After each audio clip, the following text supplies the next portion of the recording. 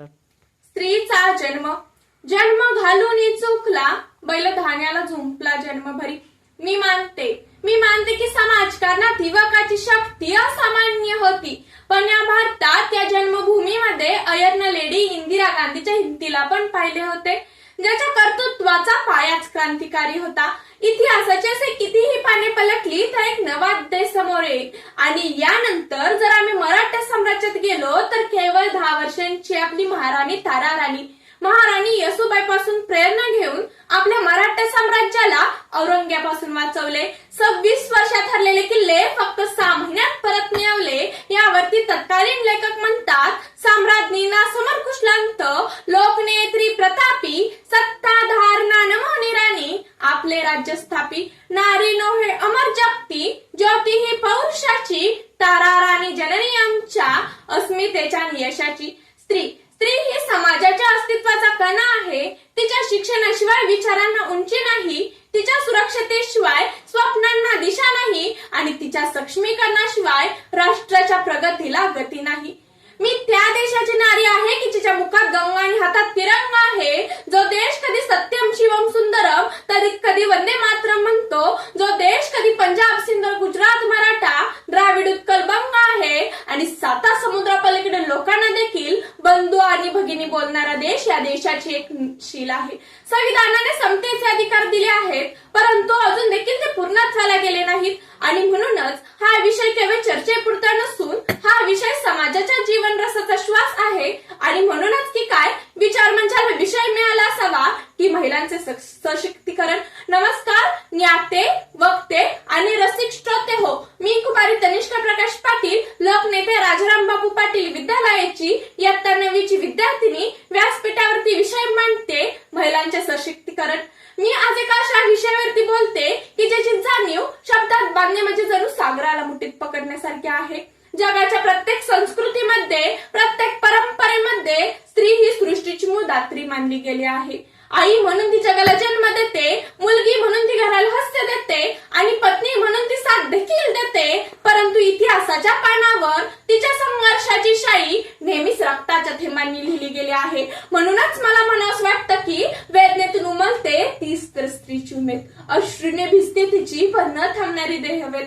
जगण्याच्या रणांगणी तेच खऱ्या अर्थाने शूर, तिच्या डोळ्यातील तेजात हा समाज करतो भरपूर, तिच्या डोळ्यातील तेजात हा समाज करतो भरपूर. मित्रांनो, सक्षमीकरण हा शब्द आपण खूप सहजपणे उच्चारतो, पण सक्षमीकरण म्हणजे नेमकं काय? सक्षमीकरण म्हणजे तिच्या हातामध्ये कोणते तरी परकी किल्ले ठेवणे नव्हे, तर तिच्या हृदयात दडलेला खजिना तिला दाखवणे आहे. सक्षमीकरण म्हणजे तिच्या स्वप्नांना उड्डाण देणे, तिच्या विचारांना अभिव्यक्ती देणे, तिच्या शिक्षणाला दिशा देणे. खरं तर महिला सक्षमीकरणाचा मूळ पाया म्हणजे शिक्षण. स्त्री शिक्षण हे समाज परिवर्तनाच्या कार्यामध्ये आधारशील आहे. बघा, जर एका कुटुंबातील पुरुष शिक्षित असेल तर ते शिक्षण फक्त त्याच्या एकट्यापुरताच मर्यादित राहतं, परंतु जर त्याच कुटुंबातील स्त्री शिक्षित असेल तर संपूर्ण कुटुंब शिक्षित होतं. अडाणी आई घर वाया जाई, शिकलेली आई घर पुढे नेही. स्त्री ही पुरुषाची माता आणि नेत असल्यामुळे स्त्री शिक्षणाची नितांत गरज आहे. एक माता ही 100 शिक्षकांपेक्षा श्रेष्ठ असते, हे महात्मा गांधीजींचे विधान रास्तच राहिले. जिच्या हाती पाळण्याची दोरी ती जगातील उद्धारी असं आपण फक्त म्हणतो, पण जिथे या स्त्रीचा उद्धार झालाच नाही तिथे या जगण्याच्या उद्धारीची काय कथा. ज्ञान प्राप्ती हा मानवी धर्म आहे, तेथे स्त्री आणि पुरुष असा भेद असताच कामा नये. प्रत्येक घर हे संस्कारांचेच केंद्र असते, परंतु प्रत्येक घरातील मुलांवर चांगले संस्कार होत नाहीत, कारण प्रत्येक घरामध्ये श्यामची आई नसते. जगण्यासाठी भाकरीच्या शोधामध्ये निघालेल्या आई वडिलांची मुले देखील दुर्लक्षानेच गेलेले आपण पाहत आहोत. जगातील स्त्री हीच खरी जननी, तिच्या वाचून नाही कोणाची जन्मनी. स्त्रीचे रूप सारे ठाई ठाई दिसे, तिच्या वाचून नाही जगाचे हे बासे. स्त्री ही एक शक्ती आहे. सामाजिक आणि राजकीय गोष्टींचा ते एक महत्वाचा आधार आहे. तिला मन आहे, तिच्याजवळ विचार आहेत आणि तिला भावना आहेत, विचार करण्याची शक्ती देखील आहे.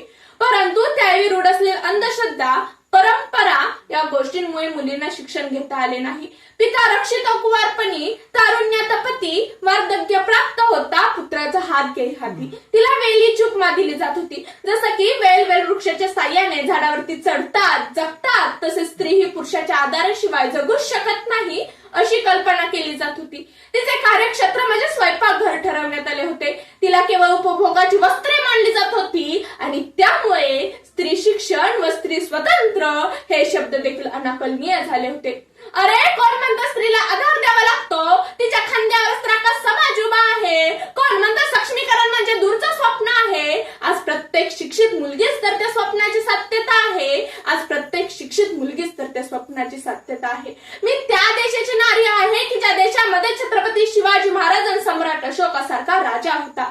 मी त्या देशाची नारी आहे की जिथे 50 मौलावरती रूप रंग धर्म भाषा बदलते. मी त्या देशाची नारी आहे की जिथे झाडावरती सोन्याची चिमणी पाहायला मिळायची. मी त्या देशाची नारी आहे की जिथे आपला भूगोल शिकवायच्या आधी ब्रह्मांडाचा खगोल शिकवला जायचा. ब्रह्मांडाचा खगोल शिकवला जायचा. पण खरी गोष्ट अशी की अजूनही समाज स्त्रीकडे समानतेच्या दृष्टिकोनातून पाहतोय का? अजून देखील काही मुली भीतीच्या जगात जगतात. अजून देखील काही मुलींसाठी शिक्षणाची दारे उघडी नाहीयेत. मित्रांनो आपल्या समाजामध्ये अजून देखील एक वाक्य कानी पडतं, मुलगी म्हणजे ओझ. अरे खरंच का?